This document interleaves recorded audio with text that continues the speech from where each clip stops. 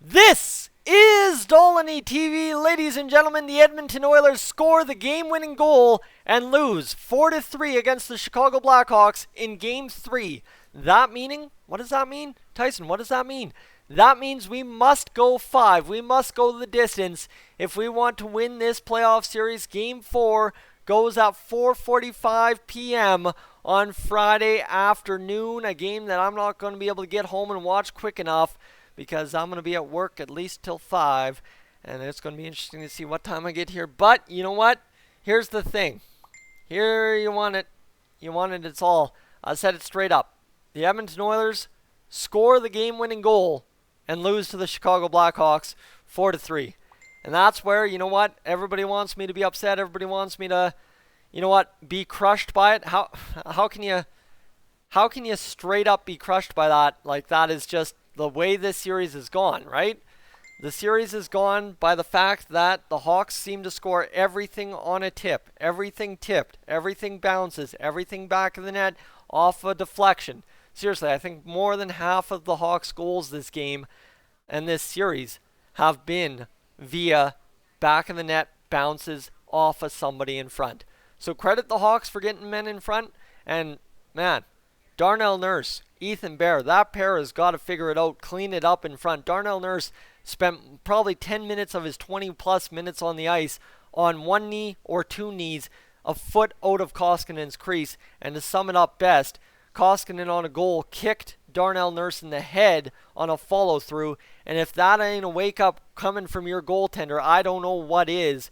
Straight up, a very frustrating performance out of Darnell Nurse and Ethan Bear. Ethan Bear actually the one that tips the puck into the net, but honestly, are going to blame a guy for trying to get his stick in the way of somebody else tipping a puck and accidentally tipping it into your own net, especially a rookie that's playing top-line minutes in the NHL playoffs, especially Game 3, a game you need? No. Guys, if you're ready to write Bear off, please give your head a shake. You are part of the problem in Edmonton.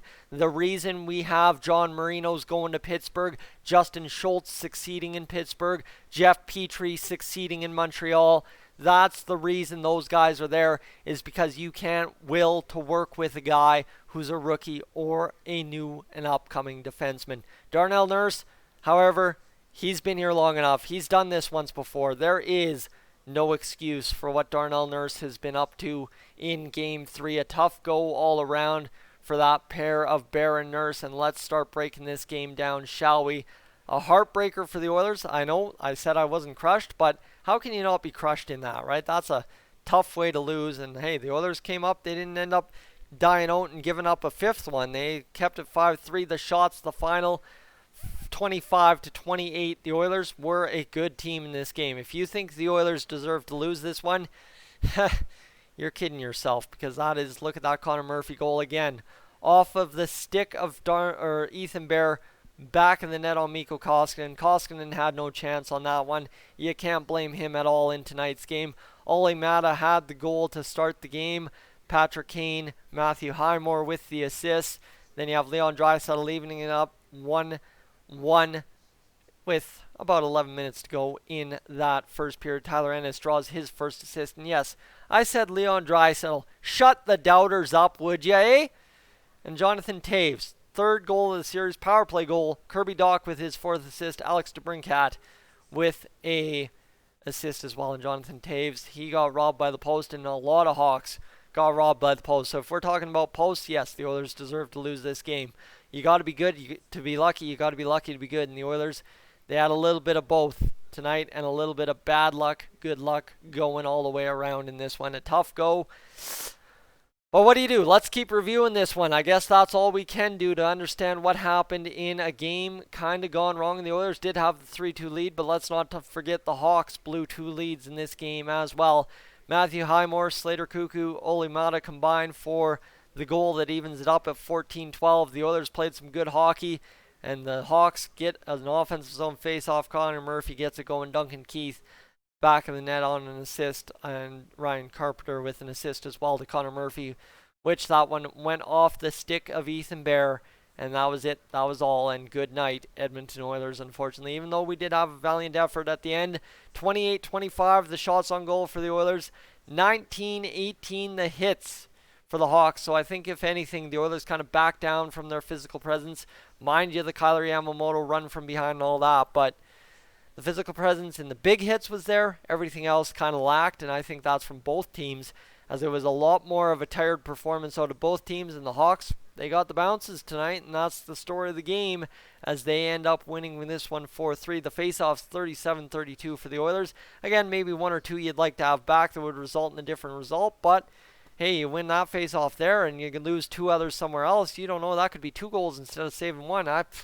Math adds up funny sometimes, and it's hard to question how the universe works. So, Blackhawks 9 giveaways to the Oilers 6. That's a different category, especially when you consider the 4 takeaways for the Oilers to the 3 Hawks takeaways, and the 14 block shots for the Oilers to the 13 Blackhawks takeaways, or block shots. And let me tell you, the penalties were all kinds of whacked up tonight. Devastating night in terms of refereeing. Jonathan Taves, 2 minutes for hooking, started you off. High sticking accidental from Josh Archibald, who was getting tripped. He gets called, the other guy doesn't. Dominic Kubliak, 2 minutes for interference, good call. Kyler Yamamoto, high stick holding, yeah, that's a good call. Chris Russell holding, garbage call. Then you have Kyler Yamamoto's 2 minutes for boarding. Thank goodness that isn't probably a 5-game suspension realistically based on how the regular season's refereed. Instead, it's only a 2 minutes for boarding. Josh Archibald, 2 minutes for interference. That's a no-doubter call. Dude just lit him up and killed him. David Kampf, 2 minutes for hooking. Fair call, fair call. I think that was on Athanasiou. And then Andres Athanasiou gets called for holding. Another penalty for him in the series. Matt Benning gets called for roughing. Alex DeBrincat gets called for roughing. And then you have Dylan Strome called for slashing. And it was a disaster of a game all the way around. But you know what? The Oilers, they make do where they did. The third period, the whistles went away, and we played hockey, and the Hawks came out on top on a couple lucky bounce, good tips. Whatever you want to consider that Ethan Bear tip for the Blackhawks. In this one, Mikko Koskinen, an .840 save percentage. Mind you, Corey Crawford, not that much better. .893 save percentage for him. And it was a difference of 1 goal in this one. Ice time's a little weird here. McDavid ends up playing a total of 20:54, so a slighter night for him.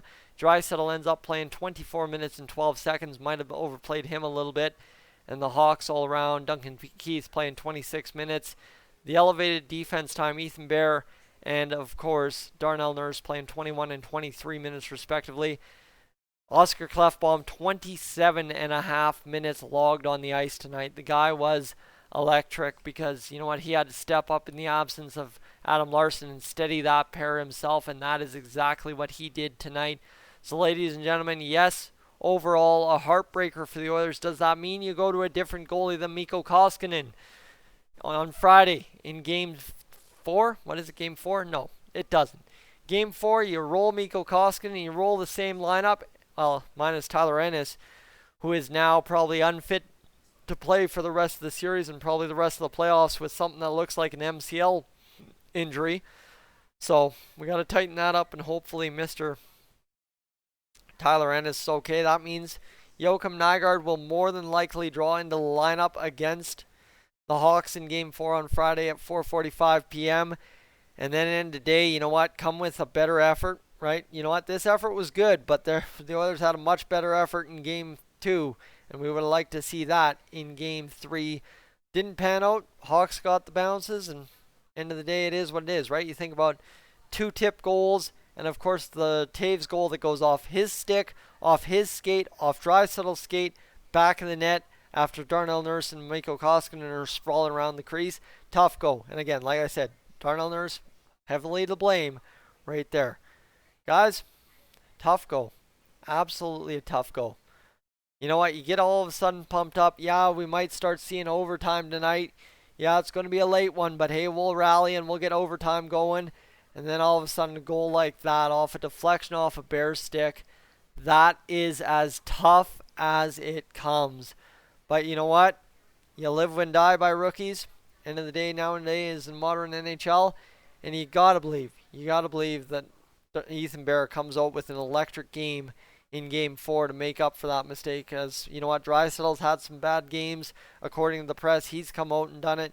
Ethan Bear, Darnell Nurse for sure will get called out, as I've been calling them out all this game. So they will get called out. And then, of course, end of the day, you know what, Guys have shown up after getting called out. Connor McDavid pissed off after game 1, comes up and lights up game 2. So hopefully we see that out of Baron Nurse. That's where I'm going to leave you guys tonight. I'm going to go get in bed, get to work tomorrow, survive Thursday, survive Friday, and get ready for game 5 on Saturday. Guys, I'm Tyson. This is Dolynny TV. I will catch you in the next one.